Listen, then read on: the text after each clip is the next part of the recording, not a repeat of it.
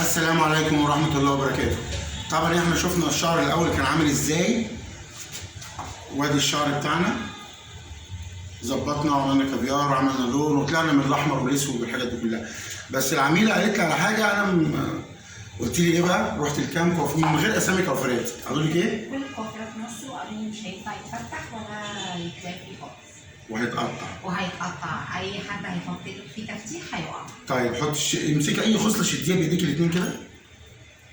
الشعرايه زي الفل، قويه، بقت احسن من الاول بكتير. صح؟ مم. الالوان يا جماعه احنا عملنا لون بص، انا الفكره كلها ان انا مش هقطع شعرها، هعالجه هقويه، وده اللي انا عملته. ظبطنا القصه، نرجع كده اهو يا جماعه، عملنا فينش القصه.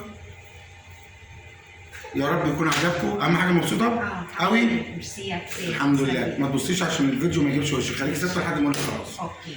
انتظروني في بيوت سنتر حسام جوهر، وما تنسوش سبسكرايب واشتراك في القناه بتاعتي على اليوتيوب، قناه المتواضع حسام جوهر بالعربي. باي. ثواني.